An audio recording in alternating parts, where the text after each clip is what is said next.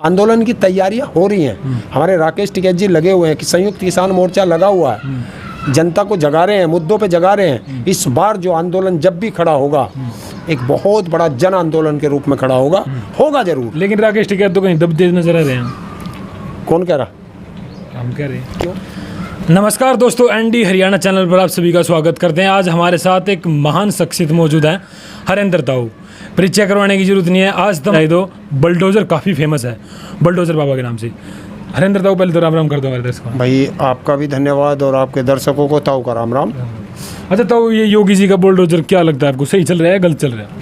देखिए, जब भी कोई कार्रवाई एक तरफा होगी तो वो संदेह के घेरे में आती है, और कार्रवाई अगर दोनों तरफ होगी तो वो सही होती है।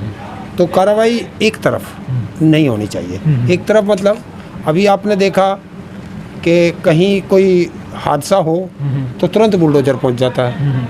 अयोध्या के अंदर इतनी बड़ी साजिश रची गई कि मस्जिदों के बाहर मीट फेंका गया, उनके धार्मिक ग्रंथ के पन्ने फाड़ के फेंके गए और आपत्तिजनक पोस्टर लगाए गए और वो लोग पकड़े। सबसे पहले तो वहाँ की पुलिस का बहुत बहुत धन्यवाद कि उन्होंने अयोध्या नगरी को जलने से बचा लिया, क्योंकि एक सांप्रदायिक दंगा हो सकता था, तो उससे बचा लिया। जो लोग कराना चाहते थे उनको पकड़ा, लेकिन योगी का बुलडोजर उनके यहाँ आज तक नहीं पहुँचा।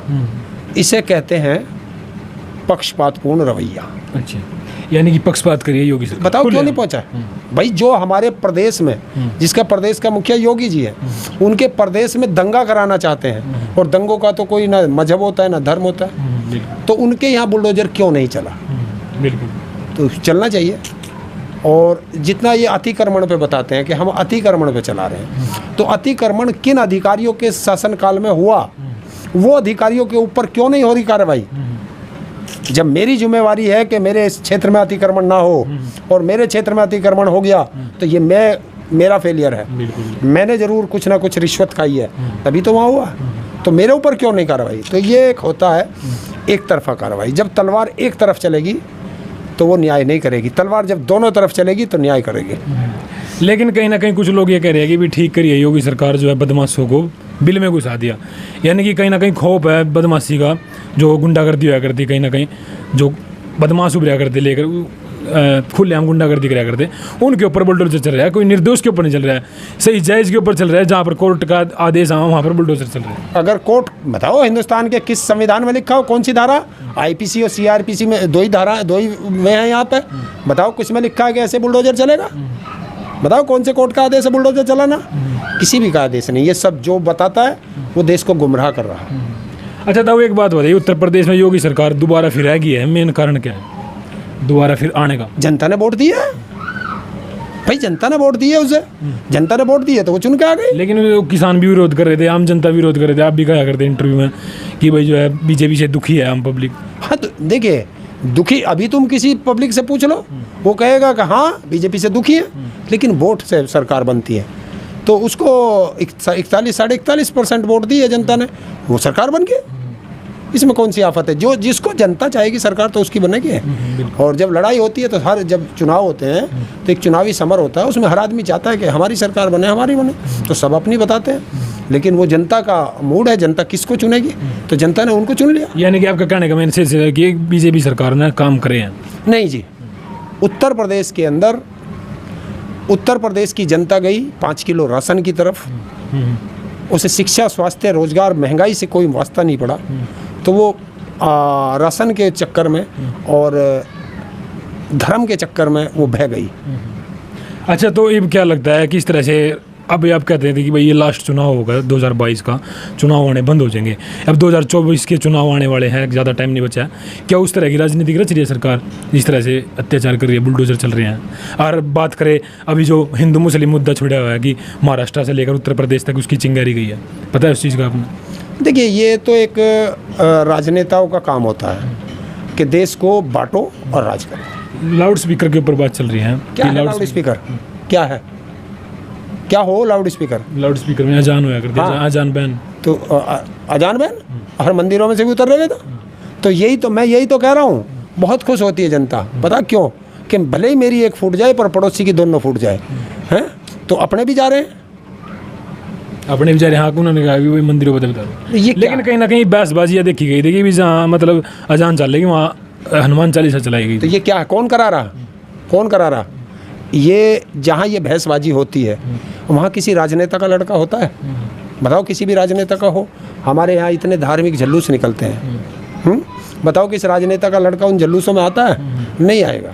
तो ये तो तुम ही लोग और हम ही लोग इसमें मरेंगे, क्योंकि जनता को ये समझना पड़ेगा कि वो अगर हम लोग आपस में लड़ेंगे तो दर्द हमें ही होगा, मरेंगे हमारे ही। इन राजनेताओं के चक्कर में ये झगड़े छोड़ दो, नफरत छोड़ दो। अगर ये नहीं छोड़ी तो एक दिन हमारा और आपका ही नुकसान होगा। और राजनेता तो आराम से कोठियों में बैठ के और शाम को तुम्हारी लड़ाई देख करके बहुत खुश होते हैं। अच्छा, तो अखिलेश यादव का ये बयान आया था कि ईवीएम में कहीं ना कहीं घोटाला कराया, ईवीएम के धोखे मारी है सरकार। है क्या सच्चाई है? देखिए, मैं किसने क्या बयान दिया मैं उस पर नहीं जाता। मैं उस पर जाता हूँ कि ईवीएम सड़कों पे क्यों पकड़ी गई, बस ये था। इस पे प्रशासन ने क्या जवाब दिया, चुनाव आयोग ने क्या इसमें संज्ञान लिया?